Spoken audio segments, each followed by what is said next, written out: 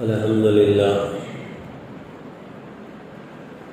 نحمده ونستعینه ونستغفره ونؤمن به ونتوکل علیہ ونعوذ باللہ من شرور انفسنا ومن سیئات اعمالنا من يهده الله فلا مضل له ومن يضلل فلا هادي له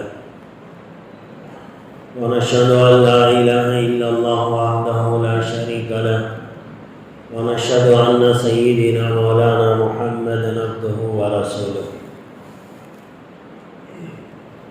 قال الله تبارك وتعالى في القرآن المجيد والفرقان الحميد فأعوذ بالله من الشيطان الرجيم بسم الله الرحمن الرحيم لئن شكرتم لأزيدنكم ولئن كفرتم إن عذابي لشديد وقال الله تبارك وتعالى في مقام الآخر ألا بذكر الله تطمئن القلوب صدق اللہ العلی العظیم۔ معزز سامعین کرام، محترم بزرگوں، عزیز نوجوان ساتھیوں، گزشتہ جمعہ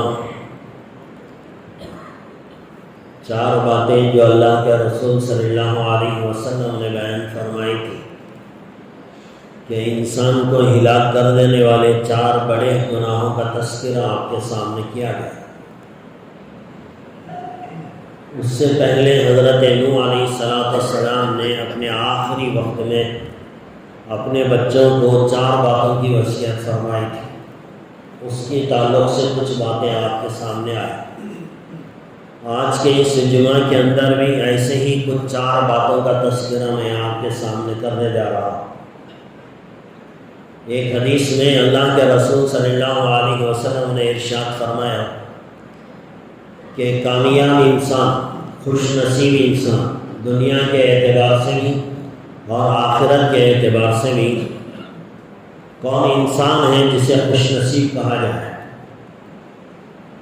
اگر ہمارے سے یہ سوال کیا جائے ہم تو یہی کہیں گے کہ بھی جس کے پاس رہنے کے لیے خاص مکان ہو، جس کی اپنی خاص سواری ہو، جس کے گھر میں نوکر چاکر ہو، خوبصورت بیوی ہو، فرما بردار بچے ہوں، کوئی بیماری نہ ہو، صحت و تندرستی ہو، تو ایسے انسان کو ہم لوگ کامیاب انسان اور خوش نصیب انسان سمجھتے ہیں۔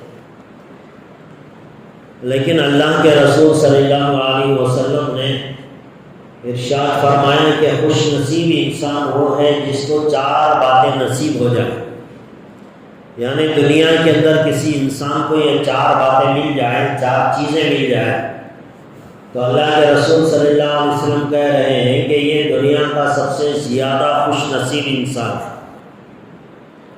وہ 4 چیزیں کیا ہیں جو انسان کو مل جائیں تو وہ بڑا خوش نصیب ہے۔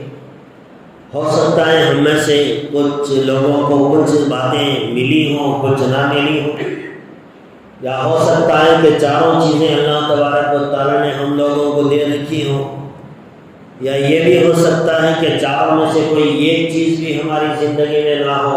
یہ ساری چیزیں ممکن ہیں، لیکن اللہ کے رسول صلی اللہ علیہ وسلم کی بات اپنی جگہ 100% صحیح ہے، اس پہ ہم لوگوں کو یقین کرنا چاہیے۔ اللہ کے رسول صلی اللہ علیہ وسلم نے خوش نصیب انسان کی علامت یہ بتائی کہ اسے 4 چیزیں مل گئی ہوں۔ تو ذرا آج ہم دیکھیں کہ ہم میں سے کتنے لوگوں کو یہ چیزیں ملی ہیں، اور اگر کسی کے پاس یہ چیز نہیں ہے تو اسے حاصل بھی کیا جا سکتا ہے، کوشش کر کے آدمی وہ چیز حاصل کر سکتا ہے۔ ہو سکتا ہے آپ کے ذہنوں کے اندر یہ بات ہو کہ میں آپ کو یہ بتاؤں کہ خوش نصیب انسان کے لیے ضروری ہے کہ مقام خاص ہو، کشادہ ہو، عالیشان بلڈنگ ہو، یہ انسان کے خوش نصیبی کی علامت ہے؟ نہیں، دنیا کے ایسی کسی چیز کا نام اللہ کے رسول صلی اللہ علیہ وسلم نے نہیں لیا، بلکہ فرمایا 4 چیزیں ایسی ہیں جسے مل گئی وہ دنیا کا سب سے زیادہ خوش نصیب انسان ہے۔ تو سب سے پہلی بات اللہ کے رسول صلی اللہ علیہ وسلم نے فرمایا خلق شاکر سب سے پہلی علامت، سب سے پہلی چیز جس انسان کو ملے گی وہ دنیا کا خوش نصیب انسان، وہ کون سی چیز ہے؟ اللہ کے رسول صلی اللہ علیہ وسلم نے فرمایا قلب شاکر، شکر کرنے والا دل، شکر کرنا۔ اللہ کے رسول صلی اللہ علیہ وسلم نے ایک حدیث میں ارشاد فرمایا لم یشکر الناس لم یشکر اللہ، جو انسانوں کا شکر ادا نہیں کرتا وہ حقیقت میں اللہ کا بھی شکر ادا نہیں کرتا۔ تو اللہ کے رسول صلی اللہ علیہ وسلم فرما رہے ہیں کہ خوش نصیب انسان کی علامت یہ ہے کہ اسے شکر کرنے والا دل مل جائے۔ دل کہا یہ نہیں کہ بھائی زبان کہہ رہی ہو خیریت ہے، آپ سے کسی نے پوچھا، آپ نے کہا الحمدللہ اللہ کا فضل ہے، یہ زبانی شکر ہے کہ آپ نے زبان سے شکر ادا کیا۔ لیکن یہاں اللہ کے رسول صلی اللہ علیہ وسلم فرما رہے ہیں زبان کا شکر نہیں، قلب شاکر، دل کا شکر، ایسا دل ملے کہ جس دل کے اندر اللہ کا شکر کرنے والا دل ہو۔ ویسے اگر دیکھا جائے تو انسان جو اچھا انسان ہوگا، جس کو اللہ تبارک و تعالیٰ نے اچھی فطرت دی ہوگی، اس انسان کے اندر شکر کا مادہ پایا جاتا ہے۔ انسان شکر کب ادا کرتا ہے؟ جب سامنے والا اس کی مصیبت کو کم کر دے، اس کی پریشانی کو ختم کر دے، یا اس کے اوپر آنے والی پریشانی کو ٹال دے، یا مصیبت میں کام آ جائے، یا کوئی ایسی چیز دے دیا جس سے اسے بہت زیادہ نفع مل گیا، تو ایسی چیز حاصل کرنے پر انسان شکر ادا کرتا ہے، اسے کہتے ہیں یہ شکریہ ادا کرنا۔ ویسے یہ صفت اللہ تبارک و تعالیٰ نے انسانوں کے اندر بھی رکھی ہے، جانوروں کے اندر بھی رکھی ہے۔ آپ کسی کتے کے ساتھ احسان کا معاملہ کیجیے، جہاں بھی آپ جائیں گے وہ آپ کے پیچھے دم ہلاتا ہوا آئے گا، وہ اس کا دم ہلانا، آپ کے پیچھے پیچھے آنا، آپ کے اشاروں پہ کام کرنا، یہ وہ بتاتا ہے کہ آپ نے میرے اوپر احسان کیا ہے، لہذا میں آپ کا شکر گزار بھی کر رہا ہوں، شکر ادا کر رہا ہوں۔ تو اللہ تبارک و تعالیٰ نے انسان جانوروں کے اندر بھی یہ بات رکھی ہے کہ اگر ایک مرتبہ آپ اس کے اوپر احسان کر دیں گے تو وہ جانور بھی آپ کا شکریہ ادا کرتا ہے۔ تو اللہ تبارک و تعالیٰ نے جو صفت جانوروں کے اندر رکھی ہے، اگر وہ صفت انسان کے اندر نہیں آئی تو پھر یہ انسان ہو کر بھی جانوروں سے بدتر ہے۔ لہذا ہر انسان کو چاہیے کہ وہ شکر گزار بندہ بنے، اللہ کا شکر کرے۔ ویسے آپ دیکھیں جب انسان چھوٹا سا بچہ ہوتا ہے، ابھی آنکھیں کھولا ہے، تھوڑی تھوڑی اس کی عقل بڑھنے لگی ہے، تو اس کی سمجھ میں یہ آتا ہے کہ بھئی میرے اوپر سب سے زیادہ احسان کرنے والے میرے ماں باپ ہیں، ان کا بڑا شکر ہے کہ میرے ماں باپ میرے پیشاب پاخانے کا خیال کرتے ہیں، بیمار ہو جاتا ہوں تو دوا کا انتظام کرتے ہیں، بھوک لگتی ہے تو کھانے کا انتظام کرتے ہیں، ٹھنڈ کے لیے الگ کپڑوں کا انتظام کرتے ہیں، میری ہر ضرورت کو پورا کرنے والے میرے ماں باپ ہیں۔ تو ایک چھوٹا سا بچہ جب اس کی عقل پروان چڑھ رہی ہوتی ہے تو اس کی سمجھ میں یہ آتا ہے کہ میرے مربی، میرے محسن، میرے اوپر احسان کرنے والے میرے ماں باپ ہیں۔ اب ذرا اور بڑا ہوتا ہے تو وہ یہ سمجھتا ہے کہ صرف میرے ماں باپ ہی میرے اوپر احسان نہیں کر رہے ہیں، بلکہ وہ دیکھتا ہے جب کتابیں پڑھتا ہے، سائنس پڑھتا ہے، تو اسے یہ سمجھ میں آتا ہے کہ بھئی یہ دنیا کا نظام الگ طریقے سے چل رہا ہے۔ آسمان سے بارش برستا ہے تو زمین نم ہوتی ہے، اس میں کسان بیج ڈالتا ہے تو پھر وہاں سے پودا باہر نکلتا ہے، پھر اس کی گیہوں اور چاول بنتی ہے، پھر وہ کھانے کا میرا انتظام ہوتا ہے۔ تو وہ یہ سمجھتا ہے کہ بھئی میرے اوپر احسان کرنے والے صرف میرے ماں باپ نہیں ہیں، یہ آسمان بھی میرا محسن ہے جو آسمان سے پانی برساتا ہے، یہ زمین بھی میری محسن ہے کہ اپنے اندر سے اناج اگاتی ہے۔ اس طرح وہ دیکھتا ہے کہ یہ ہوائیں چلتی ہیں، یہ بارشیں پڑتے ہیں، یہ زمین، یہ آسمان، یہ ہوا، یہ ساری چیزیں میرے ساتھ احسان والا معاملہ کر رہی ہیں۔ تو اس میں جو اسے سب سے بڑی چیز نظر آتی ہے وہ سورج ہے۔ سورج ایک بہت بڑا کردار ادا کرتا ہے اس میں۔ سورج کی گرمی جب سمندر پہ پڑتی ہے تو وہاں کا پانی بھاپ بن کر آسمانوں پہ اڑتا ہے، آسمانوں پہ ابر جمتی ہے، پھر وہ ابر زمین پر برستا ہے، پھر وہاں سے پودے باہر نکلتے ہیں، پھر اس کی غذا بنتی ہے، پھر میں اسے کھاتا ہوں، تو اس کی کھوپڑی میں اور اس کی عقل میں یہ بات آتی ہے کہ میرے اوپر احسان کرنے والی چیز اگر دنیا میں سب سے بڑی اگر کوئی ہے تو وہ میرا سورج ہے، اس لیے کہ سورج سے سارا نظام چل رہا ہے۔ اس لیے آج دنیا میں بہت سارے لوگ ہیں جو سورج کو خدا مانتے ہیں، اور صبح اٹھتے ہیں تو آنکھیں بند کر کے اپنے کمرے سے باہر آتے ہیں، سورج کو دیکھتے ہیں، اپنے دونوں ہاتھ جوڑتے ہیں اور سوریہ نمسکار کرتے ہیں۔ یہ سورج کو اپنا خدا مانتے ہیں، ان کی سمجھ میں یہ آ رہا ہے کہ سورج کے نظام سے دنیا چل رہی ہے اور یہ سورج کے نظام سے میری روٹی روزی کا انتظام ہو رہا ہے، لہذا وہ شکریہ کے طور پر سورج کی پوجا کرتے ہیں، سوریہ نمسکار کرتے ہیں۔ لیکن اللہ تبارک و تعالیٰ نے انسان کو یہ نہیں کہا کہ بھئی وہ سورج کی عبادت کرے۔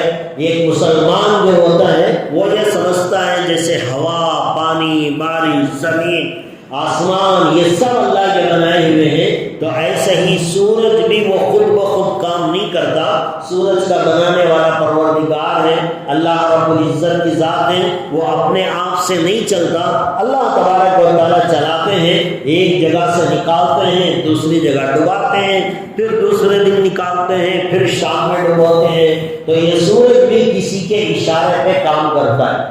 کبھی کبھی سورج کو بھی گرہن لگ جاتا ہے، سورج کی روشنی مان پڑ جاتی ہے، اگر سورج ہی خدا ہوتا تو کبھی سورج کو گرہن نہ لگتا۔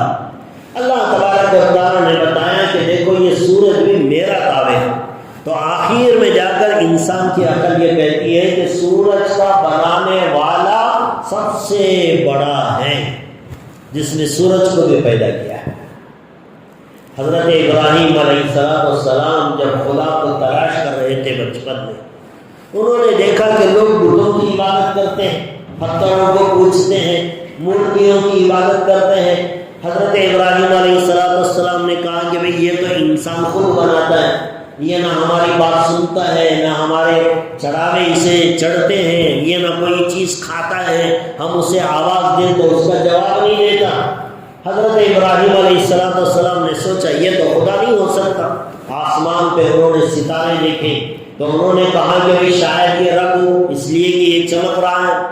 پھر اس کے بعد حضرت ابراہیم علیہ السلام نے دیکھا سورج ستارے ڈوب گئے، اب اس کے بعد چاند نکل آیا۔ حضرت ابراہیم نے سوچا شاید چاند بڑا خوبصورت ہے، اس میں روشنی زیادہ ہے، شاید یہ میرا خدا ہو۔ پھر وہ چاند بھی ڈوب گیا، دوسرے دن دیکھا سورج نکل گیا جو ساری دنیا کو روشنی دیتا ہے، ساری دنیا کو گرمی دیتا ہے، ساری دنیا کا نظام اس سے چلتا ہے۔ تو حضرت ابراہیم علیہ السلام نے کہا قال ھذا ربی ھذا اکبر، یہ میرا شاید رب ہوگا، یہ میرا خدا ہوگا، اس لیے کہ یہ تو بہت بڑا ہے۔ چاند کی روشنی تو تھوڑی تھی، سورج کی روشنی تو ساری دنیا کو چمکا دی، اب یہ شاید ھذا ربی ھذا اکبر، یہ میرا رب ہے کہ یہ چونکہ بہت بڑا ہے۔ لیکن جیسے ہی شام ہوئی تو سورج ڈوب گیا۔ حضرت ابراہیم علیہ السلام نے کہا نہ ستارے میرے خدا ہیں، نہ چاند میرا خدا ہے، نہ سورج میرا خدا ہے، جو ڈوب جائے، جو ختم ہو جائے، جس کا وجود ختم ہو جائے وہ کبھی خدا نہیں ہو سکتا۔ پھر حضرت ابراہیم علیہ السلام نے کہا انی وجہت وجہی للذی فطر السماوات والارض، میں اس خدا کو مانتا ہوں جس نے زمین کو بھی بنایا، آسمان کو بھی بنایا، آسمان میں ستارے رکھے، چاند رکھے، سورج رکھا، جو ساری دنیا کا اور آسمانوں کا نظام چلاتا ہے، میں ایسے پروردگار کو مانتا ہوں۔ تو دوستو ہمیں چاہیے کہ ہم ایسے پروردگار کا شکر ادا کریں جس کے تابع ہمارے ماں باپ بھی ہیں، یہ سورج بھی ہیں، یہ چاند بھی ہیں، یہ زمین جو زمین سے غلہ اگاتی ہے وہ بھی اللہ کے تابع ہے، آسمان سے بارش برستا ہے یہ آسمان بھی اللہ کے تابع ہے۔ تو ساری دنیا کا کنٹرول ایک پروردگار کے اختیار میں ہے اور اس کے اختیار سے یہ ساری دنیا چل رہی ہے، اور اسی اختیار کی بنیاد پر اللہ نے ہمارے رہنے، کھانے، پینے، سونے، اٹھنے کا سارا انتظام اللہ کی ذات نے کیا ہے۔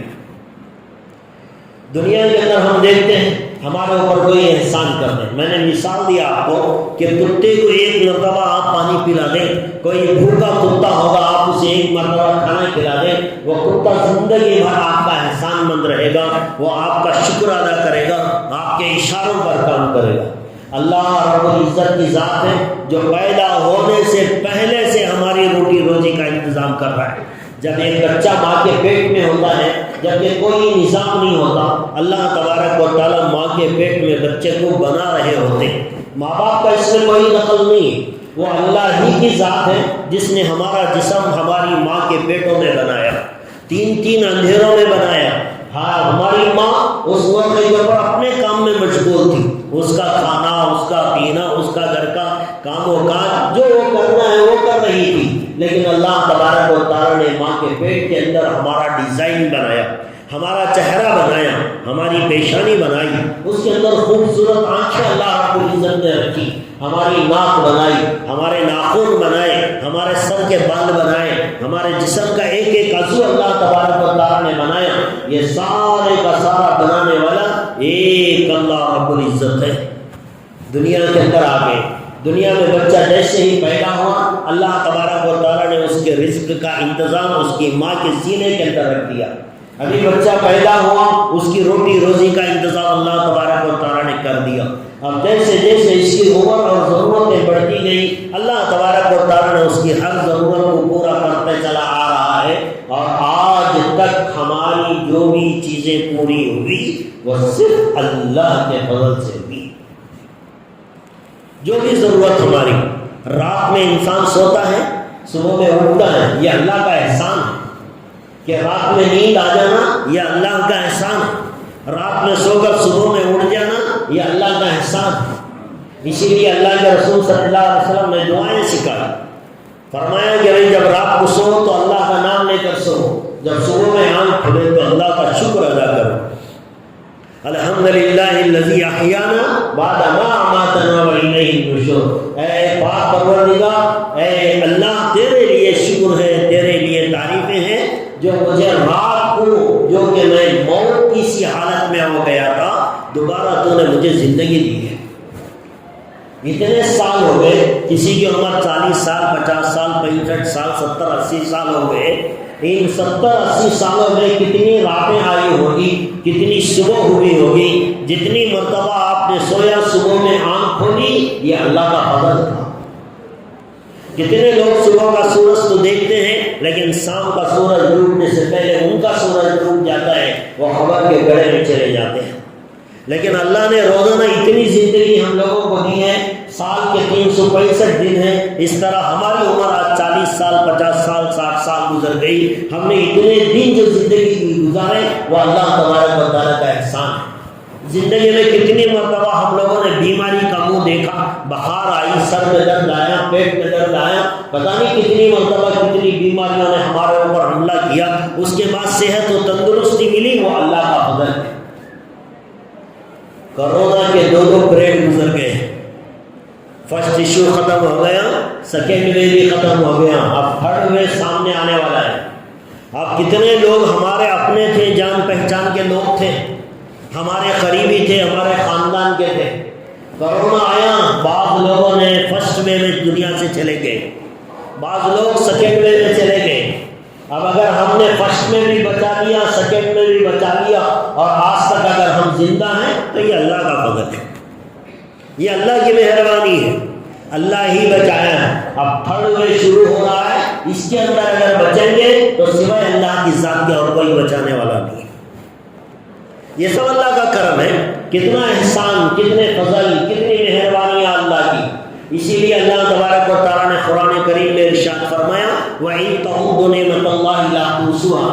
اے میرے بندے، میرے جو احسانات ہیں، میری جو نعمتیں ہیں جو میں تجھے دے رہا ہوں، اس کا شکر ادا کرنا تو دور کی بات ہے، تو اسے کاؤنٹ بھی نہیں کر سکتا، تو اسے شمار بھی نہیں کر سکتا کہ میرے کتنے احسانات ہیں۔ جب ایسا پروردگار جو اتنی نعمتوں سے ہم لوگوں کو نوازا ہے، تو ہمیں اللہ کا کتنا شکر ادا کرنا چاہیے۔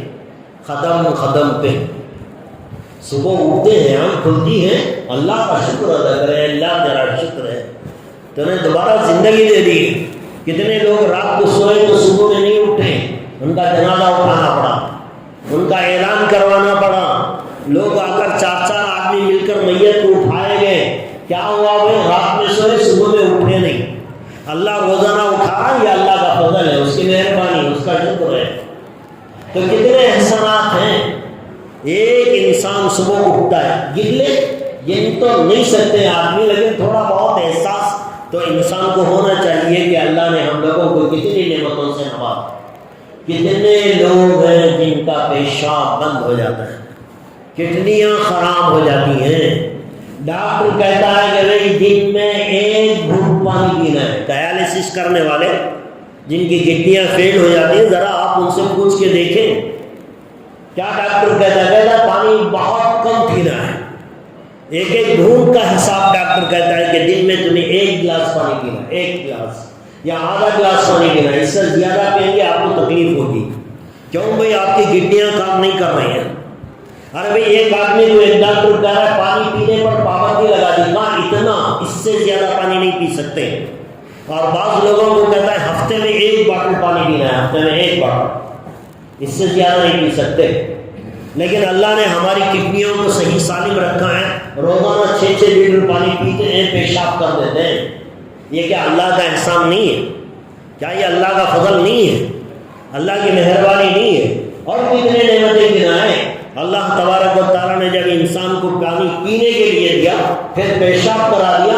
پانی کا پی جانا ایک الگ نعمت ہے، پیشاب کا ہو جانا دوسری نعمت ہے.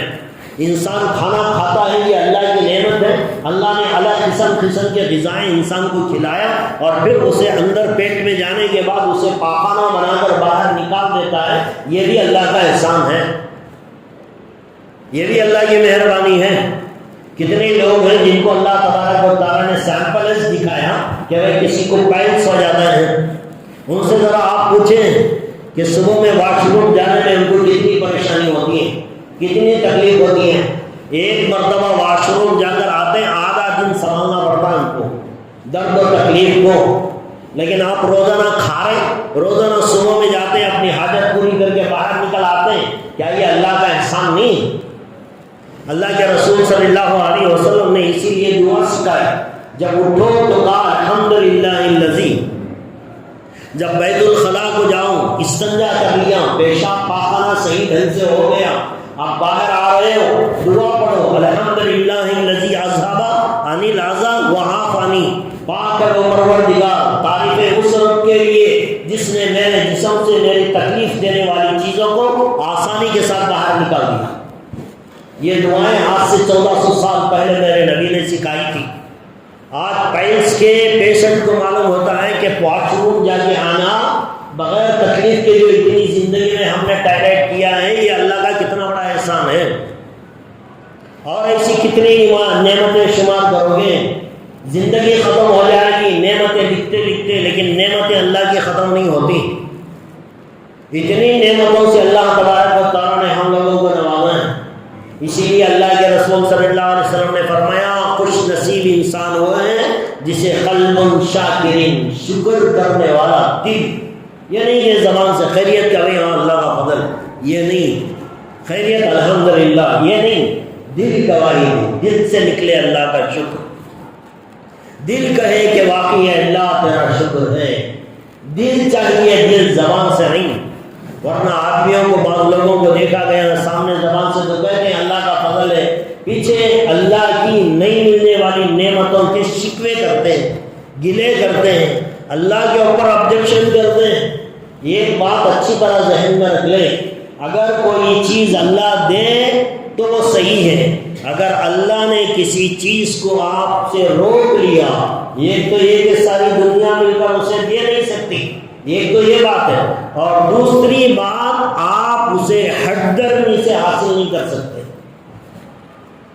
دنیا کے اندر اگر کوئی چیز نہیں مل رہی ہے، اپوزیشن پارٹیاں ہوتی ہیں، وہ اسٹرائک کراتی ہیں، جلوس نکالتے ہیں، ڈیمانڈ کرتے ہیں حکومت کے سامنے کئی دن تک. آپ دیکھیں کسان کا جو آندولن تھا، انہوں نے اپنی بات منوا لی، ڈیمانڈ کیا، جلسے رکھے، اسٹرائک کیا، راستوں کو بلاک کیا، حکومت کے سامنے اپنی بات منوا لی. لیکن اللہ اگر کسی کو کوئی چیز نہ دے تو آپ 1000 اسٹرائک کر لیں، 1000 ڈیمانڈ پیدا کر لیں، آپ اللہ کو گالیاں دینا شروع کر دیں، آپ نماز پڑھنا چھوڑ دیں، آپ اللہ سے ناراض ہو جائیں،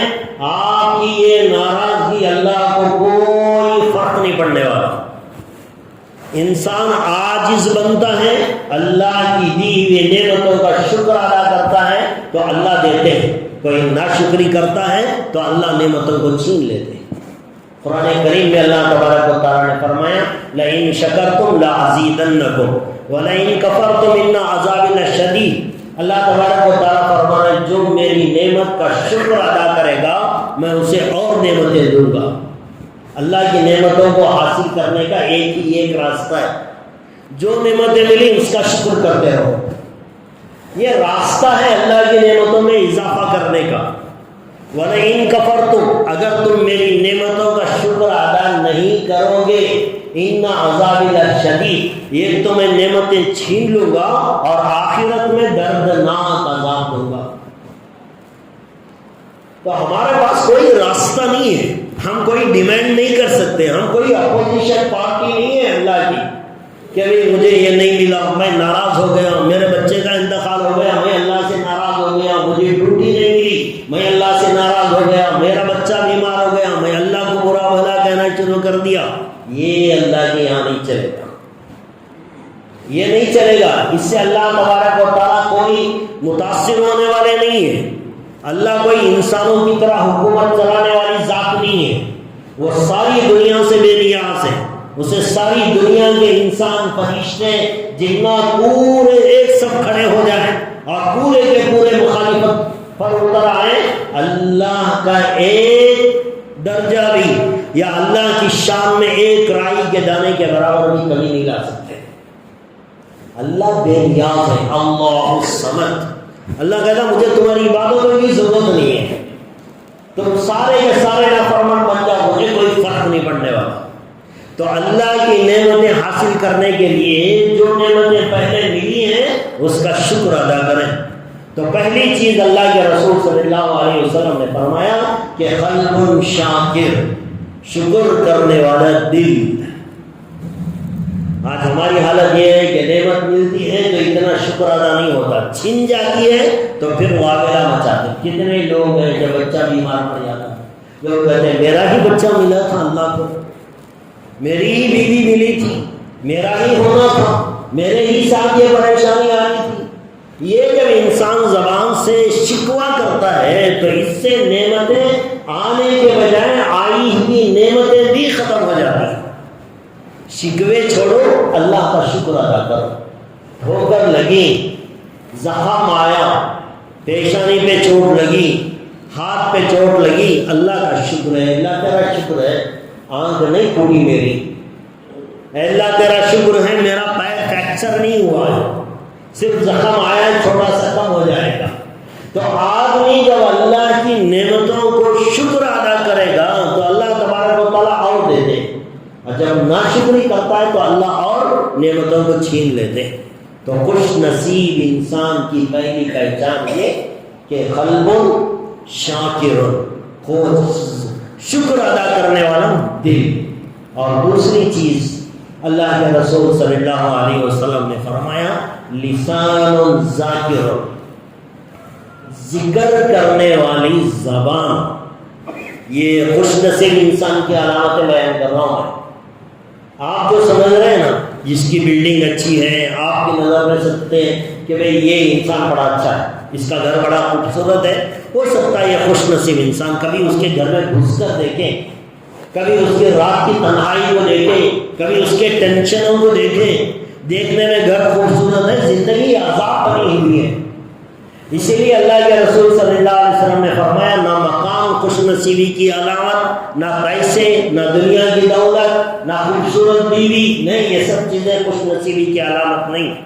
خوش نصیبی کی علامت پہلے شکر کرنے والا دل، دوسرے نمبر پر فرمایا کہ ذکر کرنے والی زبان۔ یہ شکر کا ایک دوسرا راستہ ہے کہ آدمی اللہ کا ذکر کرے۔ آج ہماری زبانوں پر دنیا بھر کی باتیں ہوتی ہیں، کبھی بھول سے اللہ کا ذکر آ جاتا۔ بعض لوگوں کو دیکھا گیا کہ وہ ٹائم سے ذکر کرتے ہیں، لیکن وہ ذکر بھی دنیا کے کسی مقصد کے لیے۔ ایک آدمی کو ذکر کر رہا ہے، آپ ان سے پوچھیں یہ ذکر کیوں کر رہے ہیں؟ نہیں، فلاں صاحب بولے دکان میں اچھا کاروبار چلنا تو یہ ذکر کرنا۔ تو دکان کی کاروبار کے لیے آدمی اللہ کو یاد کرتا ہے، ذکر کر رہا ہے، بعض لوگوں سے آپ پوچھیں یہ ذکر آپ کیوں کر رہے ہیں، وہ کہتا میں ذکر اس لیے کر رہا ہوں تاکہ میری بیٹی کے لیے مناسب رشتہ مل جائے۔ بعض حضرت نے فلاں مولانا نے بتایا تھا کہ یہ ذکر کرو، اس سے بیٹی کے لیے رشتہ ملے گا۔ بعض لوگوں کو ذکر کرتے ہوئے دیکھا کہ آپ ان سے پوچھیں ذکر کیوں کرتے ہیں، یہ فلاں مولانا نے بتایا کہ بھئی یہ ذکر کریں گے تو اولاد ہو جائے گی، مجھے اولاد نہیں ہے اس لیے میں ذکر کر رہا ہوں۔ تو آج ہم اللہ کا ذکر بھی اپنے مطلب کے لیے کرتے ہیں، کوئی دکان کے مسئلے کے لیے، تجارت کے لیے، بزنس کے لیے ذکر کر رہا ہے، کوئی گھر کے لیے ذکر کر رہا ہے، کوئی اپنے اولاد کے لیے ذکر کر رہا ہے، کوئی اپنی بچی کی شادی کے لیے ذکر کر رہا ہے۔ ذکر بھی اللہ کا تب ہوتا ہے جب اپنا کوئی مطلب ہوتا ہے، یہ تو مطلبی ذکر ہو گیا۔ اللہ چاہتے ہیں کہ میرا بندہ میرے احسانات کو یاد کر کے اپنی دل کی گہرائیوں سے میری تعریف کرے۔ جب انسان ذکر کرتا ہے تو ایک تو یہ ہے کہ اللہ دلوں کا سکون دیتے ہیں۔ قرآن کریم میں اللہ تبارک و تعالیٰ فرماتے ہیں الا بذکر اللہ تطمئن القلوب، دلوں کا سکون و اطمینان اللہ نے صرف اور صرف اور صرف اللہ کے ذکر میں رکھا ہے۔ یہ نہ مال سے ملتا ہے، نہ دولت سے ملتا ہے، نہ اچھے بنگلے سے ملتا ہے، نہ خوبصورت بیوی سے ملتا ہے، کسی چیز میں اللہ نے سکون نہیں رکھا۔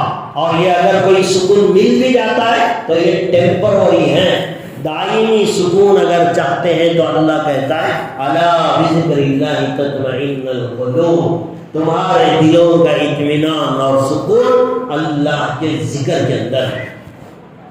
اور ویسے بھی ایک آدمی ذکر کرتا ہے، کون سا پہاڑ اٹھانا پڑتا ہے، کون سی محنت کرنی پڑتی ہے، 4 روپے کمانے کے لیے انسان کتنی محنت کرتا ہے، اور یہاں تو پھر بھی زبان سے ذکر چل رہا ہے، آدمی گاڑی چلا رہا ہے اللہ کا ذکر ہو رہا ہے، لا الہ الا اللہ، لا الہ الا اللہ، کبھی کہہ رہا ہے سبحان اللہ، کبھی کہہ رہا ہے الحمدللہ۔ یہ دلوں کا سکون بھی ہے دنیا کے اعتبار سے، آخرت کے اعتبار سے نیکیوں کے پہاڑ ملیں گے، پہاڑ۔ اللہ کے رسول صلی اللہ علیہ وسلم نے ارشاد فرمایا اگر کوئی آدمی دن میں 100 مرتبہ لا الہ الا اللہ کہہ لیا، کتنے بڑے بڑے فضائل ہیں دیکھیے اللہ کے ذکر میں۔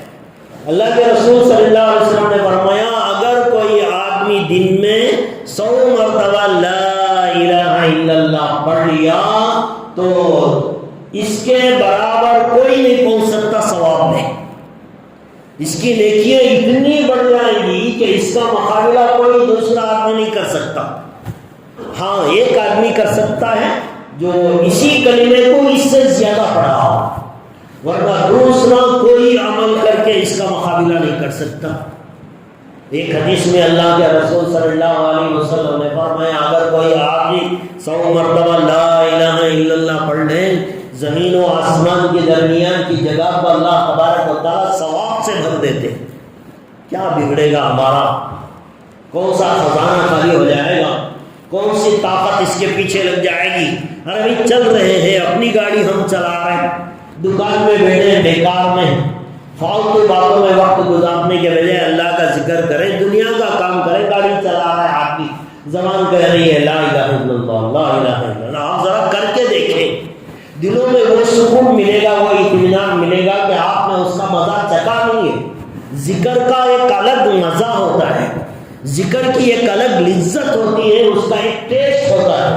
جب انسان شروع میں کرتا ہے تو تھوڑی تکلیف ہوتی ہے، لیکن جب اس کی عادت بن جاتی ہے تو پھر یہ ذکر کا وہ مزہ ملتا ہے کہ انسان کو دنیا کی کسی چیز میں وہ لذت و مزہ نہیں ملتا جو اللہ کا نام لینے میں مزہ ملتا ہے۔ ہاں اگر کوئی آدمی اللہ کا ذکر اس کے معنی کو سمجھ کر کرے، لا الہ الا اللہ، اللہ کے سوا کوئی عبادت کرے، کبھی کہہ رہا ہے سبحان اللہ، میرا اللہ تمام عیبوں سے پاک ہے، الحمدللہ، تمام تعریفیں اللہ کے لیے، لا الہ الا اللہ، اللہ کے سوا کوئی معبود نہیں، اللہ اکبر، اللہ سب سے بڑا ہے، ساری کائنات میں سب سے بڑی ذات اگر کوئی ہے تو وہ اللہ کی ہے۔ لا حول ولا قوت الا باللہ، اللہ کے علاوہ کسی کے پاس کوئی طاقت نہیں، تمام طاقتیں صرف میرے پروردگار کے لیے ہیں۔ یہ ذرا مانے تو سمجھ کر پڑھیں گے، اللہ کی محبت دل میں اترے گی، اللہ کے ذکر کا مزہ آئے گا، دلوں کا سکون و اطمینان آئے گا۔ تو دو چیزیں ہو گئیں، میں ذرا بات کو سمیٹ لیتا ہوں، ذرا تفصیل میں جاؤں گا تو وقت لمبا ہو جائے گا۔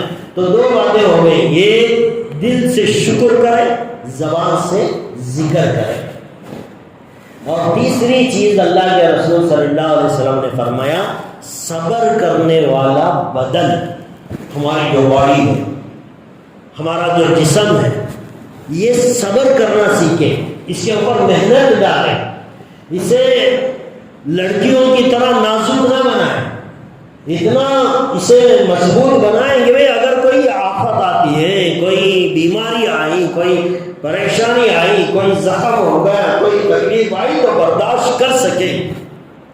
اسی لیے اللہ کے رسول صلی اللہ علیہ وسلم نے فرمایا اللہ تبارک و تعالیٰ کو مضبوط انسان زیادہ پسند ہے کمزور انسان سے۔ ایک آدمی بڑا نازک، بہت نفاست پسند، کوئی سختی کا کام نہیں کرتا، اٹھتا ہے تو بڑی ادائیوں سے، بیٹھتا ہے بڑی اداؤں سے، ایسا انسان اللہ کو پسند نہیں ہے۔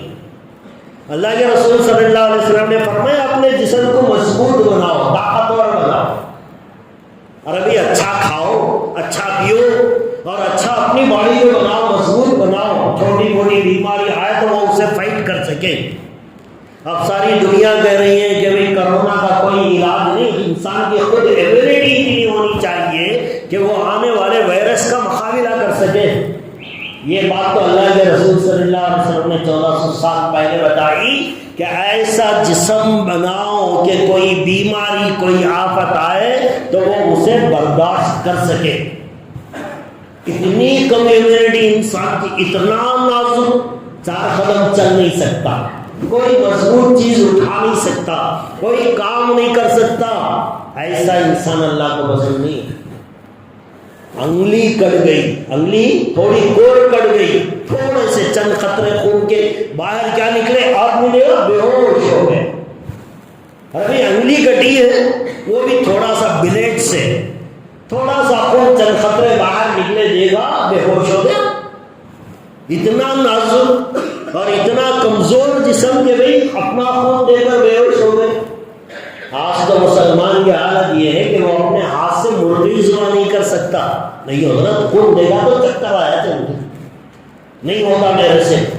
یہ بزدل انسان اللہ کو بالکل پسند نہیں ہے۔ اللہ تبارک و تعالیٰ چاہتے ہیں کہ میرے بندے مضبوط رہیں، اپنے جسم کو اچھا بناؤ۔ یہ پیسے جمع کر کر کے رکھنے کا کیا فائدہ؟ ارے بھائی دوسرے کو نہیں دے سکتے، کم سے کم اپنی باڈی کو تو استعمال کرو۔ بعض لوگ دوسروں کو تو دیتے نہیں، کم سے کم اپنے جسم پر بھی استعمال کرنے میں بعض لوگ بڑی کنجوسی دکھاتے ہیں۔ ارے بھائی خود کھا کے جسم بناؤ، جو کھا لیا وہ تمہارا ہے، جو بچا کے رکھ رہے ہو نا یہ تمہارا نہیں ہے۔ اپنا پیسہ انویسٹ کرنے کی سب سے بہترین جگہ خود آپ کی اپنی باڈی ہے۔ آپ جو کما رہے ہو محنت کر کے پیسہ، اسے انویسٹ کرنا ہے، کہاں ڈالنا ہے؟ اگر دنیا میں اگر کوئی چیز ہے تو وہ خود آپ کی اپنی باڈی ہے، یہاں ڈالو، اسے مضبوط بناؤ۔ ارے بھائی کھاؤ، اللہ نے دولت دی ہے، ڈرائی فروٹس کھاؤ، روزانہ دودھ پیو، گوشت کھاؤ، جسم بناؤ۔ اللہ کہہ رہا ہے، اللہ کے رسول صلی اللہ علیہ وسلم کہہ رہے ہیں تو اپنا جسم مضبوط بناؤ، اگر کوئی زخم بھی لگ جائے تو اسے برداشت کر سکو۔ اللہ کے رسول صلی اللہ علیہ وسلم نے خوش نصیب انسان کی یہ 3 باتیں: شکر کرنے والا دل، ذکر کرنے والی زبان، تکلیف کو برداشت کر لینے والا جسم، صبر کرنے والی باڈی، یہ 3 چیزیں ہو گئی۔ یہ 3 چیزیں تو انسان کی خود کی ہے، دل اس کا ہے، زبان اس کی ہے، جسم اس کا ہے۔ اب چوتھی چیز جو بتائی اللہ کے رسول صلی اللہ علیہ وسلم نے، یہ اس کی اپنی باڈی سے تعلق نہیں رکھتا۔ چوتھی چیز اللہ کے رسول صلی اللہ علیہ وسلم نے فرمایا خوش نصیب انسان دنیا کا وہ جس کے پاس یہ 4ویں چیز کیا ہے؟ فرمایا کہ نیک اور امانت میں خیانت نہیں کرنے والی بیوی۔ شوہر کے مال میں، شوہر کی عزت میں، شوہر کے ہر معاملے میں خیانت نہ کرے۔ امانت دار بیوی اگر کسی کو مل جائے تو یہ دنیا کا خوش نصیب انسان ہے۔ آج لوگ جب شادی کا وقت آتا ہے تو مالدار سسرے کو تلاش کرتے ہیں کہ بھائی کہاں ملے گا، بیک گراؤنڈ سپورٹ ہو میرے بیٹے کو، کل کو کوئی پریشانی آ جائے۔ ماں باپ بھی ایسا بیٹا تلاش کرتے ہیں، ایسی بہو تلاش کرتے ہیں کہ بھائی بیک گراؤنڈ کچھ سپورٹ ہو بچے کے لیے، کل کو کوئی پریشانی آ جائے تو وہ اس کا سپورٹ کرے۔ تو آج جو دیکھا جاتا ہے وہ ساس سسرے کا بینک بیلنس دیکھا جاتا ہے، ان کی پوزیشن دیکھی جاتی ہے، یا پھر خوبصورتی دیکھی جاتی ہے۔ اللہ کے رسول صلی اللہ علیہ وسلم نے کہا کہ جب لڑکی کا رشتہ تلاش کیا جاتا ہے تو 4 چیزیں دیکھی جاتی ہیں۔ اس کا حسب نسب خاندان دیکھا جاتا ہے، ٹھیک ہے دیکھو، اس کی خوبصورتی دیکھی جاتی ہے، ٹھیک ہے دیکھو، اس کی مالداری دیکھی جاتی ہے، ٹھیک ہے دیکھو۔ لیکن اللہ کے رسول صلی اللہ علیہ وسلم نے فرمایا یہ کون چیز دیکھی جاتی ہے؟ اس کی دینداری۔